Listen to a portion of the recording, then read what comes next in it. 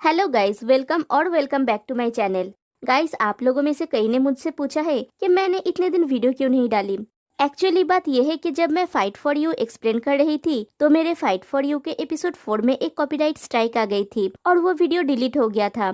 इसलिए तभी के लिए मैंने वीडियोस बनाना बंद कर दिया था और तभी मैं बहुत ज्यादा अपसेट हो गई थी, इसलिए मैं वीडियो नहीं बना पा रही थी। अब जब 3 महीने बाद वो स्ट्राइक रिमूव हुआ है तो मैं फिर से वीडियोस बना रही हूँ। एनीवेज, आज की वीडियो में मैं एक नया सीरीज एक्सप्लेन करना स्टार्ट कर रही हूँ। वो है new Chinese BL drama ABO Desire. ये सीरीज मुझे बहुत पसंद आई है। आई नो के और भी लोग इस सीरीज को एक्सप्लेन कर रहे हैं और वो काफी आगे बढ़ चुके हैं, लेकिन फिर भी मैं इस सीरीज को एक्सप्लेन करना स्टार्ट कर रही हूँ। आई होप आप लोग मुझे सपोर्ट करेंगे।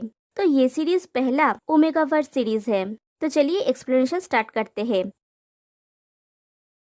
एपिसोड 1 की शुरुआत में एक बड़ा स्विमिंग पूल दिखाया जाता है जिसके पास में एक पर्सन खड़ा हुआ होता है। फिर वो पूल के पानी से एक टाई निकालता है। फिर एक बड़े से हॉल में जाता है जहाँ पे बहुत सारे लोग सर झुका के बैठे हुए होते हैं। वो पर्सन जाके अपने सोफे पे बैठता है। साइड से उसका मैनेजर कहता है, रोती हुई और बड़ी आंखें, लाल होंठ, छोटा चेहरा, गोरी स्किन और गुड़िया जैसी दिखने वाली, ये मिस्टर शेंग शायो के पिछले पार्टनर्स के फीचर्स हैं। ये वो 32 एक्सेस है जिनसे आप मिलना चाहेंगे।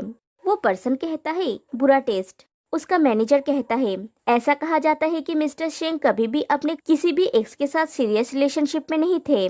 वे उनके बेड पार्टनर से ज्यादा कुछ भी नहीं थे। हालांकि मिस्टर शेंग की दिलचस्पी लंबे समय तक नहीं रहती, लेकिन लवर्स के प्रति उनका टेस्ट कभी नहीं बदला। इन सभी ओमेगास में से शोंग हुआनचेंग के साथ मिस्टर शेंग का सबसे लंबा रिश्ता था, सिर्फ 6 महीने का। अगर मिस्टर शेंग सच में उसे पसंद करते तो वो इससे इतनी जल्दी बोर नहीं हो जाते। ये व्हाइट शर्ट वाला लड़का शोंग हुएनचेंग है। फिर वो सोंग हुएनचेंग को सामने आने के लिए कहता है।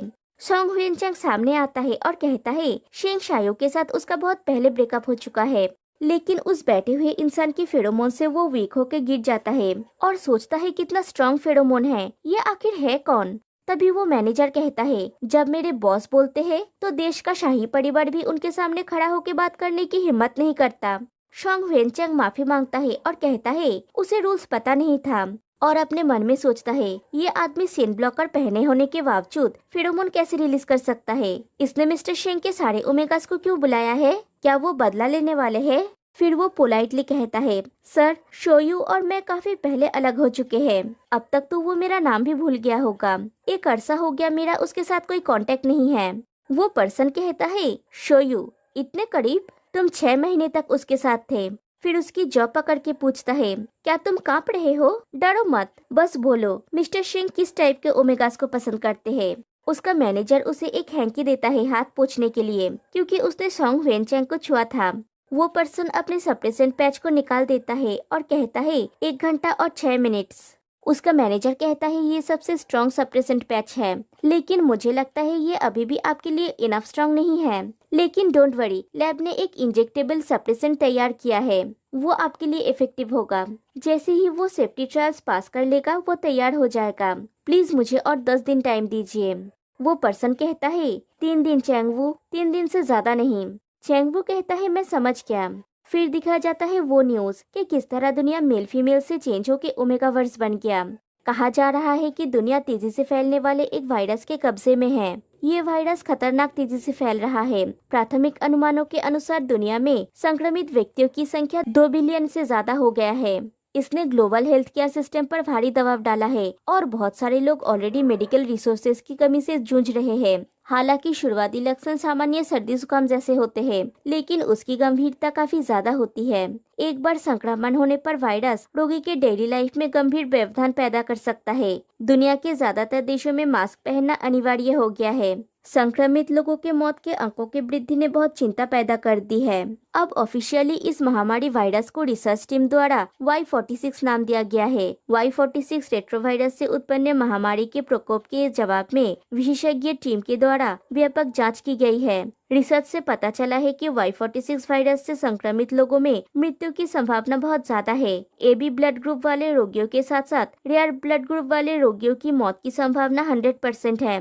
टाइप A और टाइप O वाले व्यक्ति भी बहुत जोखिम में हैं, जहां मौत की संभावना 86.5 0.5 तक पहुंच गई है। टाइप बी ब्लड वाले रोगियों में बीमारी की रेट रिलेटिवली कम होती है तथा मौत की संभावना 0.5 बताई जाती है। Y46 वायरस के प्रकोप के 6 महीने के भीतर ही AB ब्लड ग्रुप की पूरी पॉपुलेशन खत्म हो गई। क्रोमोसोम्स और रिप्रोडक्टिव अंगों के द्वारा बचे हुए मेल्स और फीमेल्स में ब्लड टाइप के आधार पर एक नई जेंडर सिस्टम को विकसित की गई है, अल्फा, बीटा और ओमेगा। इस ट्राइनरी जेंडर स्ट्रक्चर ने ट्रेडिशनल मेल फीमेल का स्थान ले लिया है और ये तेजी से दुनिया में लिंग निर्धारण का प्रमुख तरीका बनने जा रहा है। अल्फा और ओमेगा संयुक्त रूप से टोटल पॉपुलेशन के 15% से कम है। दोनों ग्रुप ने सेंट ग्लैंड्स डेवलप कर ली है जिससे फेरोमोन्स का उत्पादन होता है और अलग अलग रूटीन साइकिल और हीट साइकिल का उद्भव होता है। इसके अलावा मेट को मार्किंग करने के लिए और ये सुनिश्चित करने के लिए केवल अल्फास में कैनाइन दांत विकसित होंगे जो केवल मार्किंग के दौरान ही दिखाई देंगे। Y46 वायरस ने ह्यूमन रिप्रोडक्टिव सिस्टम को मौलिक रूप से बदल दिया है। कुछ एक्सपर्ट्स इसे अतीतवाद या विकासवाही लीप का एक रूप भी मानते हैं। ह्यूमन रिप्रोडक्टिव और जेनेटिक फंक्शंस में बहुत परिवर्तन हुआ है जिसके परिणाम स्वरूप जनसंख्या संरचना और प्रजनन पैटर्न्स हमारी पिछली समाज को चुनौती दे रही है। इस ABO बेस्ड जेंडर सिस्टम को नाम दिया गया है ओमेगा वर्स। इस सिस्टम के अंतर्गत 3 प्राइमरी जेंडर्स समाज में अलग अलग भूमिकाएं निभाते हैं। तीनों जेंडर में से अल्फास का अपने पार्टनर्स को प्रेग्नेंट करने की संभावना सबसे ज्यादा है, जबकि ओमेगा गर्भधारण के लिए अधिक संवेदनशील होते हैं।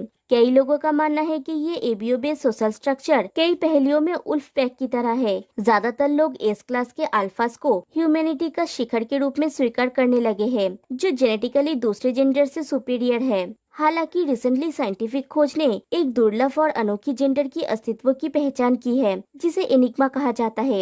यद्यपि एनिग्मा विषेदन की संभावना 1 बिलियन में 1 से भी कम है, फिर भी इस खोज ने एकेडमिक समुदाय में खलबली मचा दी है।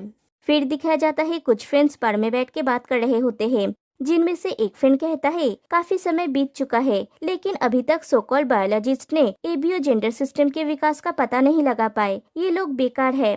दूसरा फ्रेंड कहता है लेकिन फिर भी इन लोगों ने दावा किया है मानव विकास का शिखर एस क्लास अल्फास नहीं है, रेयर जेंडर टाइप एनिग्मा है। ये लोग बोल रहे हैं कि ये सो कॉल्ड एनिग्मा अल्फास को भी मार्क कर सकते हैं। फिर तीसरे फ्रेंड से कहता है तुम्हारी कंपनी शेंगफेंग बायोटेक जियांगू में बायोफार्मास की लीडिंग कंपनी है, तुम्हारा इस चीज के बारे में क्या ख्याल है शाओयू? शाओयू कहता है नॉनसेंस, क्या तुमने कभी देखा है कि कोई भी जेंडर अल्फा को मार्क कर सकता है? पहला वाला फ्रेंड कहता है यूशन, तुम्हें पता है शाओयू ऐसी कोई भी चीज पे विश्वास करने वाला नहीं है। याद है ना, वो एक एस क्लास अल्फा है, टॉप टायर फेरोमोन के साथ पैदा हुआ जो सब पर रूल करने की आदी है। ऑफ कोर्स वो ये नहीं मानेगा कि जिस एनिग्मा के बारे में एक्सपर्ट्स बात कर रहे हैं वो एक एस क्लास अल्फा को धूल में मिला सकता है। फिर यूशन से पूछता है तुमने अपना परफ्यूम चेंज किया क्या? यूशन कहता है हाँ, ये परफ्यूम रिसेंटली काफी पॉपुलर है। पहला फ्रेंड कहता है उससे भी ज्यादा, ये फेरोमोन परफ्यूम ग्लोबल सेंसेशन बन चुका है। मैंने सुना है कि एचएस ग्रुप ने इससे काफी पैसा कमाया है। इस परफ्यूम की खुशबू शाओयू के नेचुरल फेरोमोन जैसे ही है। शाओयू हमेशा अपने सेंट के प्रति सेंसिटिव रहा है, कैसे ये एक सस्ती चीज बन गई जिसे हर कोई खरीद सकता है। इसलिए एचएस ग्रुप का बॉस शेन वेनलैंग से उसे नफरत है। यूशन शाओयू से पूछता है शाओयू, क्या ये सच है? सॉरी, मुझे ये पता नहीं था। शाओयू कहता है ली बाइक्यू की बकवास मत सुनो। ली बाइक्यू कहता है क्या बकवास? जब भी शेन वेनलैंग ने तुम्हें किसी भी गैदरिंग में इनवाइट किया है तुमने हमेशा उसे टालने के लिए बहाना बनाया है, अब अचानक तुम उसके खिलाफ नहीं हो। शाओयू कहता है हम बिजनेस फ्रेंड्स हैं, मैं उसे नापसंद कैसे कर सकता हूँ? अगर मैं उसे नापसंद करता तो मैं यूशन को मीटिंग सेटअप करने के लिए क्यों कहता, और आज रात को एचएस ग्रुप में उसके निर्धारित समय पर मिलने के लिए राजी क्यों होता? ली बाइक्यू पूछता है वो शेन वेनलैंग इस समय तुमसे मिलना चाहता है? यूशन कहता है ये हमारी पहली मीटिंग है और वेनलैंग इतनी लेट मिलने के लिए राजी हुआ जो निश्चित रूप से अपमानजनक है, लेकिन ऐसा लगता है वो हाल ही में बहुत बिजी है। शाओयू, इसे पर्सनली मत लेना, ठीक है? शाओयू कहता है तुम क्या बोल रहे हो? एचएस ग्रुप की ग्रोथ अनस्टॉपेबल है, न सिर्फ केवल डेली एसेंशियल्स बल्कि बायोफार्मास्यूटिकल सेक्टर में भी वो फल फूल रहा है। ली बाइक्यू पूछता है वाओ शाओयू, तुम प्रोफेशनल वे में बात कर रहे हो। शाओयू कहता है मैं सिर्फ फैक्ट्स बता रहा हूँ। द एचएस ग्रुप 6 महीने पहले ही फार्मास्यूटिकल फील्ड में एंटर किया है और उन्हें पहले ही कंट्री पी की सबसे बड़ी फार्मा कंपनी एक सोल्डिंग द्वारा फेरोमोन ग्लैंड कैंसर के टारगेटेड ट्रीटमेंट के लिए एकमात्र अधिकृत भागीदार के रूप में चुना गया है। ग्रुप के हाईएस्ट डिसीजन मेकर के रूप में मिस्टर शेन सच में बहुत बिजी होंगे। फिर यूशन से कहता है थैंक यू मेरे लिए इतना सब कुछ करने के लिए। तभी यूशन के फोन पे एक नोटिफिकेशन आता है और वो खुद को एक्सक्यूज करके वहाँ से चला जाता है। ली बाइक्यू शाओयू से पूछता है तुमने सुना है वो शेन वेलयांग सच में ओमेगा से नफरत करता है। अगर तुम उससे बिजनेस के लिए मिलने जा रहे हो तो कुछ भी कर लेना, लेकिन कोई ओमेगा को मत ले जाना। फिर पूछता है ओ शायू, क्या तुम्हारे फादर की बीमारी के कारण तुम शेन वेलयांग से मिलना चाहते हो? एक सोल्डिंग से विशेष लाइसेंस प्राप्त करके एचएस ग्रुप देश में सेन ग्लैंड कैंसर के ट्रीटमेंट में सबसे अच्छा बन गया है और इसलिए तुम चुपचाप सफर कर रहे हो और उसके दिए गए समय पे उससे मिलने के लिए राजी हो। फ्लैशबैक में दिखाया जाता है शाओयू डॉक्टर से पूछता है कि उसका फादर कैसे है। डॉक्टर कहते हैं कि वो अभी बेहोश है लेकिन अभी क्रिटिकल कंडीशन से बाहर है। ओवरऑल रोग के लक्षण आशावादी नहीं है, जबकि कैंसर सेल्स अभी तक फैली नहीं है, लेकिन ट्यूमर एक बहुत ही नाजुक स्थान पे पाया गया है। इसे हटाने से ग्लैंड में डैमेज होगी और एक अल्फा के लिए ग्लैंड डैमेज होने का मतलब है उसकी बचने की उम्मीद 0% होगी। इसलिए हम जल्दबाजी में सर्जरी नहीं कर सकते। इस समय कोई इफेक्टिव ट्रीटमेंट अवेलेबल नहीं है, इसलिए वर्तमान स्थिति को बनाए रखना ही सबसे अच्छा है जो हम कर सकते हैं। कहानी प्रेजेंट में आती है। ली बाई क्यों पूछता है क्या तुम्हारे फादर की हालत खराब हो रही है? मुझे पता है सेन ग्लैंड कैंसर का टाइप धीमी गति वाला है और जल्दी से फैलने की संभावना नहीं है, लेकिन तुम्हारे फादर बरसों से बीमार है। शायू कहता है बकवास मत करो, वो अभी भी वैसे ही है। ली बाइकू कहता है फाइन। शायू घड़ी देखता है और कहता है समय लगभग हो गया है, मुझे अभी चलना चाहिए। मैंने सुना है कि मिस्टर शेन लेट होने वाले व्यक्ति से नाराज हो जाते हैं। ये कह के वो वहाँ से चला जाता है। फिर शायू अपने सेक्रेटरी के साथ एचएस ग्रुप में पहुंचता है जहां पे मीटिंग होने वाली है। मिस्टर शेन की सेक्रेटरी गाउटू आके खुद को इंट्रोड्यूस करता है और शायू को वेलकम करता है। शायू के इशारे पे उसका सेक्रेटरी चैन पिंगमिन आगे जाके रिप्लाई करता है और कहता है वो मिस्टर शेन की सेक्रेटरी है। फिर गाउटू उन लोगों को मिस्टर शेन की केबिन की तरफ ले जाता है। फिर वो लोग मीटिंग रूम में पहुंचते हैं। वहाँ पे दो लोग बहुत करीब थे। गाउटू कहता है मिस्टर शेन आ गए हैं। मिस्टर शेन उन्हें वेलकम करते हैं। वहाँ पे एक और जो पर्सन होता है उसे देख के शायू कहता है तुम, और फ्लैशबैक में दिखाया जाता है हॉस्पिटल में वो पर्सन फोन पे बातें करते हुए जा रहा था। तभी वो शायू से टकरा जाता है और उसके हाथ से सारे पेपर्स गिर जाते हैं। वहाँ पे एक रिंग भी होती है और तभी दोनों पहली बार एक दूसरे को देखते हैं। वो पर्सन सारे पेपर्स उठा के शायू को सॉरी कह के वहाँ से चला जाता है। कहानी प्रेजेंट में आती है। मिस्टर शेन कहता है ये हुआ यंग है, मेरा नया सेक्रेटरी। क्या आप दोनों एक दूसरे को जानते हैं? शायू कहता है हाँ, मैं इतने दिनों से आपसे मिलना चाह रहा था। अगर मुझे पता होता कि ये आपका सेक्रेटरी है तो मैं सेक्रेटरी हुआ के जरिए डायरेक्ट आपसे कांटेक्ट करता और यूशन को परेशान नहीं करता। मिस्टर शेन कहते हैं वेल हुआ यंग, अगर तुमने अपने रिज्यूम में लिखा होता कि तुम शेंगफेंग बायोटेक के सीईओ से परिचित हो तो एचएस ग्रुप तुम्हें असिस्टेंट सेक्रेटरी के पोस्ट से कहीं ऊंची पोस्ट देने के लिए राजी हो जाता। हुआयांग कहता है मैं सच में मिस्टर शेंग को पर्सनली नहीं जानता, मैंने कुछ भी नहीं छुपाया है। शायू कहता है ये सच है, हम बस HECI हॉस्पिटल में टकरा गए थे। वो लॉबी में मुझसे टकराने पर ध्यान भी नहीं दिया। हुआयांग कहता है ओ आप, माफी चाहता हूँ कि मैं आपको पहले पहचान नहीं पाया, मुझे माफ कर दीजिए। फिर मिस्टर शेन से कहता है उस दिन मैं हॉस्पिटल में अपनी बहन से मिलने गया था और एक्सीडेंटली मिस्टर शेन से टकरा गया था। मिस्टर शेन कहते हैं सॉरी कहने से काम नहीं बनेगा और उसको हल्का पुश करके कहते हैं मिस्टर शायू से प्रॉपरली माफी मांगो। हुआयांग शायू के पास जाता है। शायू मिस्टर शेन से कहता है ये कोई बड़ी बात नहीं है। हुआयांग एक कार्ड बढ़ा के कहता है मिस्टर शेंग, मैं हुआयांग हूँ, मैं उस दिन के लिए सच में शर्मिंदा हूँ। शायू उसे बिना देखे कहता है कोई बात नहीं। पिनमिंग आज्ञा के वो कार्ड ले लेता है। तभी गाउटू आज्ञा के कहता है मिस्टर शेन और मिस्टर शेंग को बात करने देते हैं। पिनमिंग शायू से कहता है मैं बाहर वेट कर रहा हूँ। फिर वो तीनों वहाँ से चले जाते हैं। शायू मिस्टर सेन से कहता है वेनलैंग प्लीज हमारे शेनफेन बायोटेक को विशेष रूप से आपके नॉन कम्पीट क्लॉज में शामिल करें। सच कहूँ तो एचएस ग्रुप का बिजनेस स्ट्रक्चर कहीं ज्यादा मजबूत है। कॉस्मेटिक से लेके फार्मा तक सब जगह एचएस फल फूल रहा है। वेनलैंग कहता है अब आप मुझे हर जगह होने के लिए टीज कर रहे हैं। शायू कहता है बिल्कुल भी नहीं। वेनलैंग कहता है शेनफेंग की तुलना में हमारे एचएस ग्रुप का बायोटेक डिपार्टमेंट ने भले ही देर से काम शुरू किया है, लेकिन हमारा लक फेरोमोन ग्लैंड के कैंसर की थेरेपी के लिए एक सोल्डिंग के विशेष लाइसेंस से आया है। शायू कहता है वेनलैंग अब विनम्र हो रहे हैं। ग्लोबल स्केल में एक्सोल्डिंग कॉर्पोरेट जगत में एक विशालाकाय कंपनी है। 20 साल पहले ही उन्होंने कंट्री पी की स्टेपल फूड ट्रेड में 80% का एकाधिकार कायम कर लिया था। संक्रमण के बाद उन्होंने फेरोमोन सप्रेसर के लिए दुनिया में एकमात्र पेटेंट डेवलप किया है। पिछले साल अकेले एक सोल्डिंग का एनुअल रेवेन्यू कंट्री बी के संपूर्ण जीडीपी का 30% था। उन्हें बिजनेस वर्ल्ड का राक्षस या पर्दे के पीछे का सम्राट कहना भी पर्याप्त नहीं होगा। एचएस ग्रुप ने ऐसी दिग्गज कंपनी के साथ साझेदारी की है। मैं कहूँगा इससे इस खेल में आपकी वजन के बारे में बहुत कुछ कहता है। वेन लैंग कहता है, मिस्टर शेंग, आप मुझे चने की झाड़ पे चढ़ा रहे हैं। क्या आपने ड्रंक ब्रांच लगाया है? ये हमारा सिग्नेचर फेरोमोन फ्रेग्रेंस है।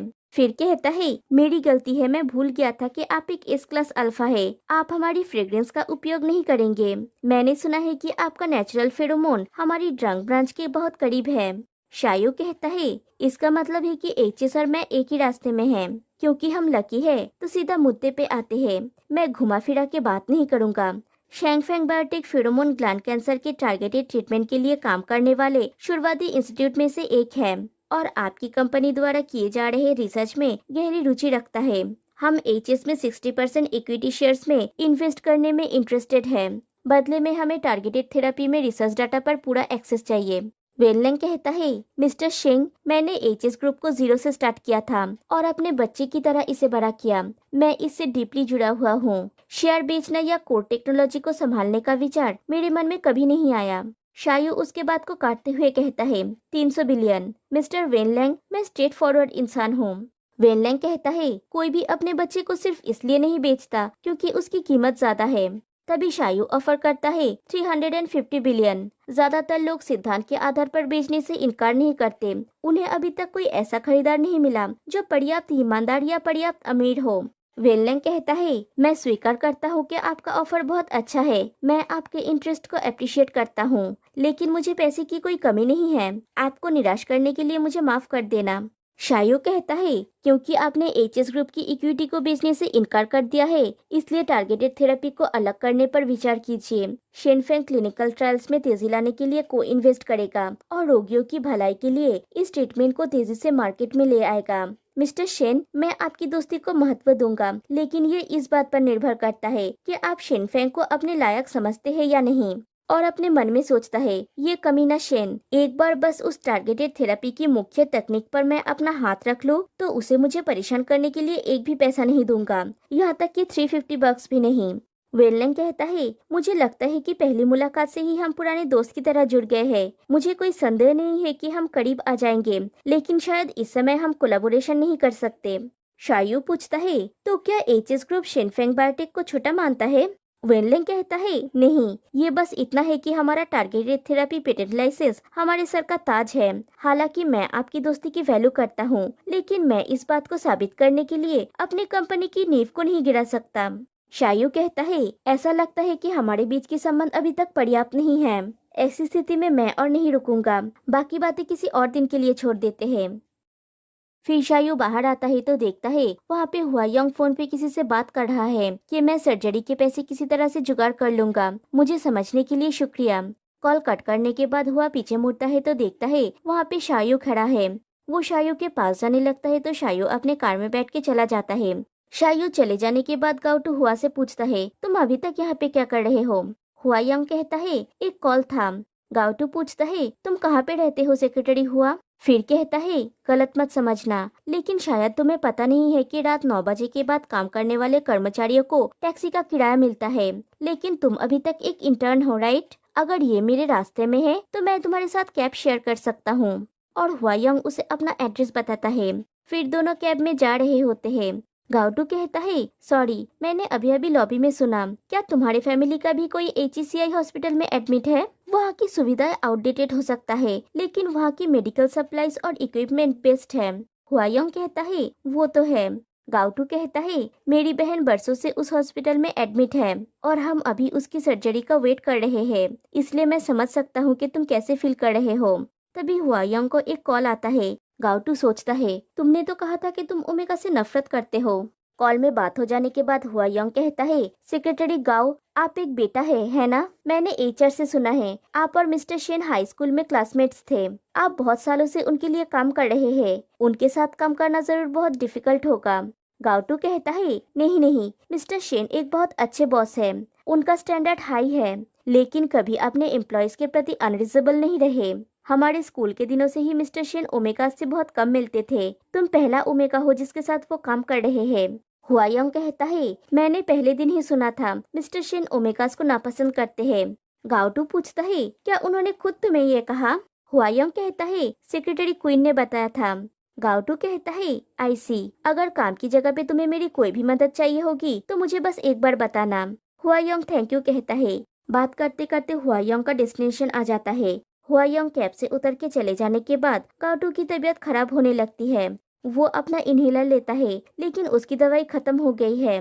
वो कैब ड्राइवर से एक कन्वीनियंस स्टोर के सामने गाड़ी रोकने के लिए कहता है।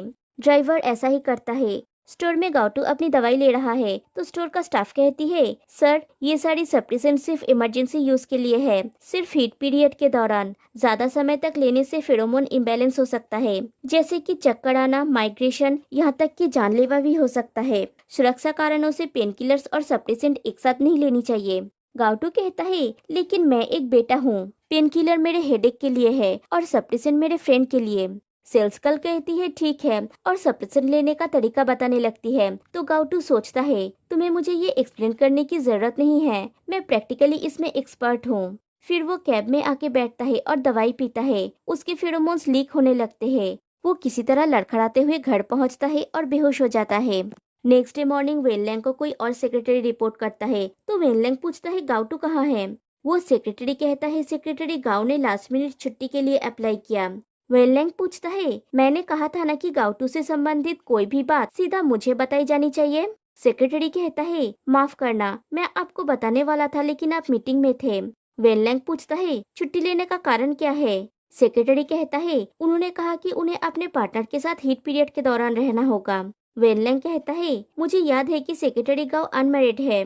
वो सेक्रेटरी कहता है, आप सही बोल रहे हैं। ओमेगा प्रोटेक्शन एक्ट के तहत 2 साल से अधिक समय तक साथ रहने वाले साथी भी कानूनी रूप से हीट पीरियड के दौरान अपने पार्टनर की देखभाल करने के लिए बाध्य है।